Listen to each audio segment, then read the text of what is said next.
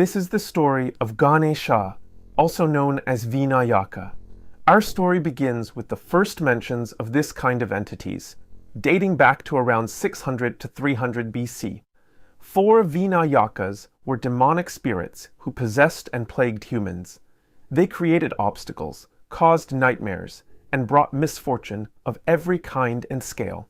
They were simply malevolent, and propitiation was essential to deal with them. Appeasement rituals were necessary to ward off their harmful influences. Around the 4th century, he was integrated into the Hindu pantheon. He was appointed by Brahma and Shiva to be the leader of the Ganas and received the title Ganapati. The Ganas are mischievous and mighty celestial beings who serve as the loyal attendants and formidable army of the god Shiva. Though he was recognized as a deva, a divine figure, he still continued to cause obstacles and suffering if not properly worshipped. Rites for appeasement and propitiation were still needed, sometimes involving impure offerings like fish, meat, and wine.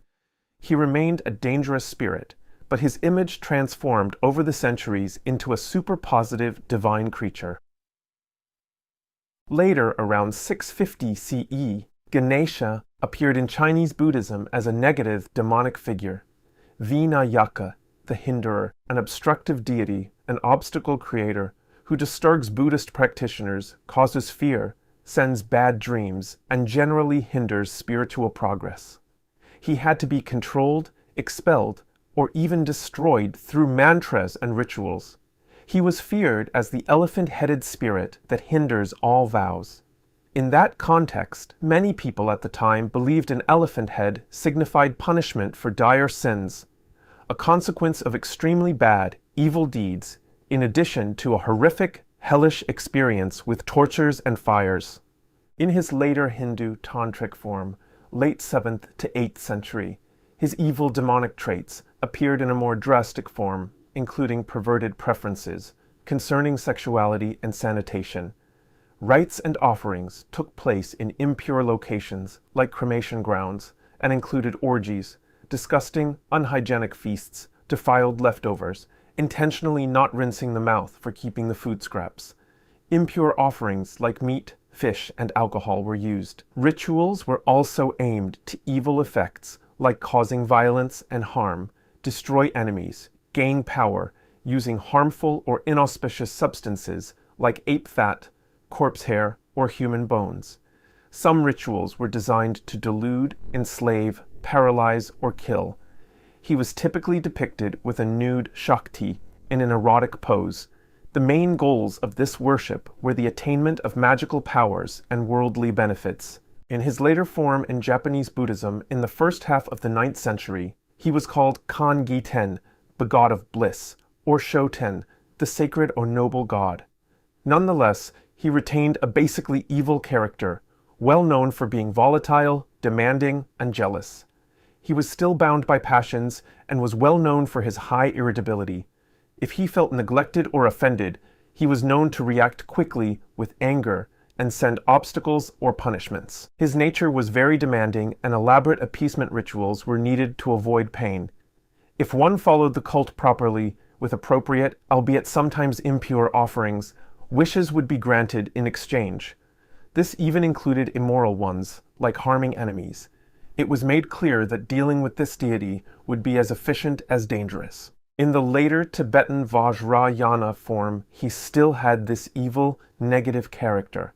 He was supposed to cause suffering and had to be propitiated or liberated to avoid destruction. He was still the one to approach for harming enemies and gaining worldly wealth, pleasure, or success. His appearance thought wrathful and terrifying, often red-colored with multiple arms, 3 eyes, tusks, and a variety of weapons. Mahakala is considered to be a wrathful form of Avalokiteshvara, the bodhisattva of universal compassion. He tramples the demonic, evil Vinayaka to end the suffering from his victim.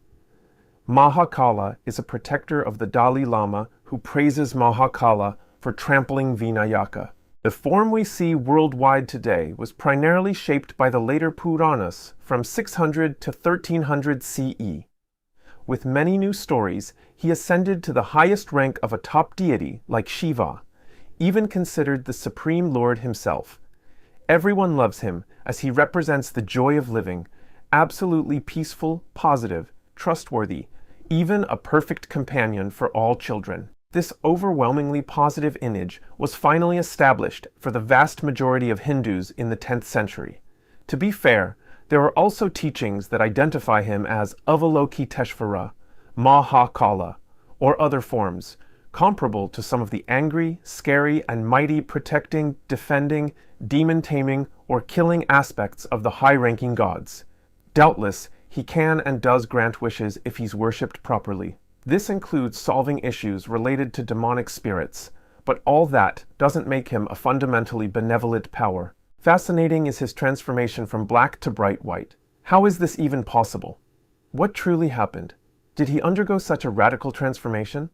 While popular stories about his creation give the impression of a newborn being, that seemingly isn't the truth.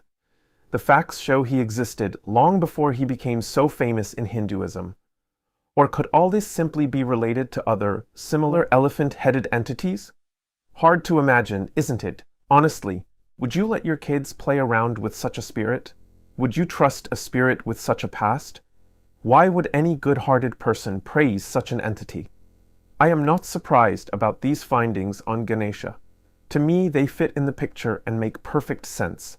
Hindu scriptures are appreciated because of the beauty of the stories and the wisdom and inspiration they provide. But what about the truth? Does that matter?